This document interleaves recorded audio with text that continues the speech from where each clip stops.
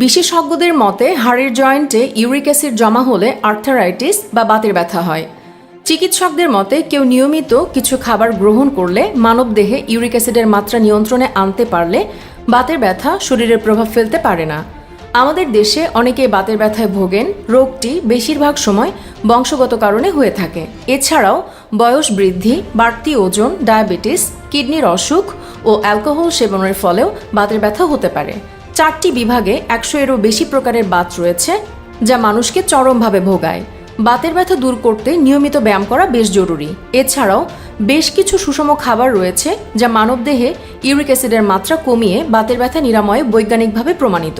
তাই আজকের ভিডিওতে আমি দেখাতে চলেছি আর্থারাইটিস বা বাত নিরাময়ে কি কি খাবেন এবং সেই সাথে দেখাবো এই খাবারগুলো গ্রহণ করার সঠিক নিয়ম কি। তো স্বাগতম আপনাকে আজকের নতুন এপিসোডে। ব্রোকলি ও বাঁধাকপি। উচ্চমানের ভিটামিন সমৃদ্ধ ব্রোকলিতে রয়েছে সালফোরেফেন নামে একটি উপাদান যা অস্টিও আর্থারাইটিস হওয়ার সম্ভাবনা হ্রাস করে। এর মধ্যকার ক্যালসিয়াম সুস্থ হাড় গঠনে ভূমিকা রাখে। এই শাকসবজিগুলো ভিটামিন এ, সি এবং কে এর মতো অ্যান্টিঅক্সিডেন্টগুলিতে সমৃদ্ধ, যা বাতের ব্যথা উপশম করে। তাই রান্না করা বাঁধাকপিও খেতে পারেন মন ভরে। Green tea. গ্রিন টিতে থাকে প্রচুর পরিমাণে ক্যাটেকিন যৌগ। এই ক্যাটেকিন একটি অ্যান্টিঅক্সিডেন্ট। অনেকেই মনে করেন এই ক্যাটেকিন শরীরের এমন কিছু এনজাইমের ক্ষরণ কমিয়ে দেয় যেগুলো ইউরিক অ্যাসিড তৈরি করতে সাহায্য করে। ফলে এই গ্রিন টি যত খাবেন, ক্যাটেকিনের দৌলতে আপনার ইউরিক অ্যাসিড থাকবে নিয়ন্ত্রণে। ফলে এটি সহজে বাতের ব্যথা উপশম করে। আর র গ্রিন টি গুঁড়ো বা গ্রিন টি ব্যাগ কিনে নর্মাল নিয়মে চায়ের মতো করে পান করতে পারেন। ওমেগা 3 ফ্যাটি অ্যাসিড সমৃদ্ধ খাবার।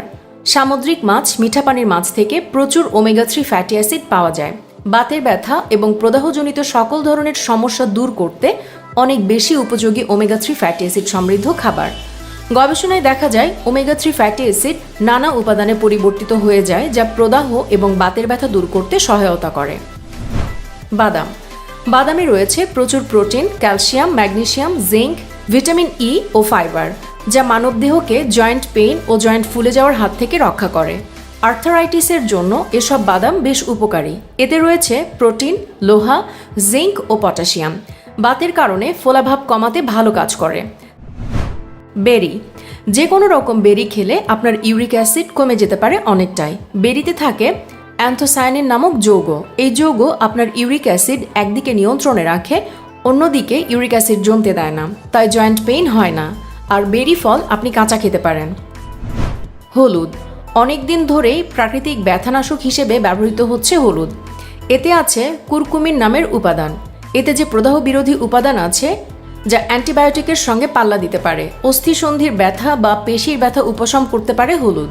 এটি মাথা ব্যথা, ফুলে যাওয়া, ক্ষত ও ব্যথা উপশম করতে আয়ুর্বেদিক চিকিৎসায়ও ব্যবহার করা হয়ে থাকে। হলুদ গুঁড়ো গরম পানিতে মিশিয়ে খেতে পারেন, এতে ভালো উপকার মিলবে। রসুন। ব্যথা কমাতে রসুনের ব্যবহার সেই প্রাচীনকাল থেকেই চলে আসছে।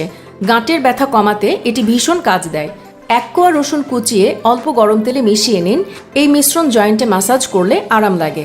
আধুনিক চিকিৎসা বিজ্ঞানীরা রসুনের গুণাগুণ নিয়ে গবেষণা করে দেখেছেন যে রসুনের রোগ প্রতিরোধ ও রোগ নিরাময় দুটো গুণই রয়েছে। সম্প্রতি গবেষণায় জানা গেছে রসুন একাধারে ভাইরাস রোধী, ছত্রাক রোধী এবং ব্যাকটেরিয়া রোধী পেনিসিলিনের মতো জীবাণুনাশক। Vitamin C. যে কোনো সবজি বা ফল যেগুলোয় ভিটামিন সি রয়েছে সেগুলো আপনার খাবার লিস্টে থাকুক যদি আপনি ইউরিক অ্যাসিড কমাতে চান। পরীক্ষায় দেখা গেছে প্রত্যেক দিন যদি আপনি 500 মিলিগ্রাম ভিটামিন সি খান, তাতে ইউরিক অ্যাসিড খুব তাড়াতাড়ি নেমে যাবে। তাই কমলা লেবু হোক বা পাতিলেবু সারাদিনে অন্তত একটা করে খেতেই পারেন। দুধ ও দুগ্ধজাত খাবার। দুধ, দই ও পনির ক্যালসিয়াম ও ভিটামিন ডি এর ভালো উৎস। ক্যালসিয়াম ও ভিটামিন ডি হাড়কে শক্তিশালী করে মেরুদণ্ডের ব্যথা উপশমে সাহায্য করে। তাই নিয়ম মেনে যতদূর সম্ভব দুধ ও দুগ্ধজাত খাবার গ্রহণ করতে পারেন, এটা বেশ কাজে দেবে। মটরশুঁটি ও শিমের বিচি।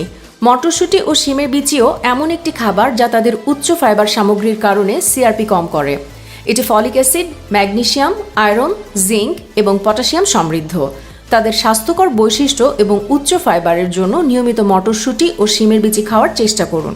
এটি বাতের ব্যথা উপশমে বেশ কাজে দেবে।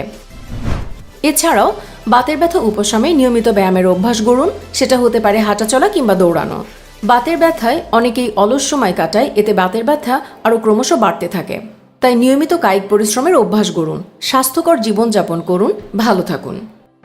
ভিডিওটি সামান্যতম ভালো লাগলে একটি লাইক ও কমেন্ট করতে পারেন, আর খুব বেশি ভালো লাগলে আপনার কাছের মানুষের সাথে শেয়ার করুন। ধন্যবাদ।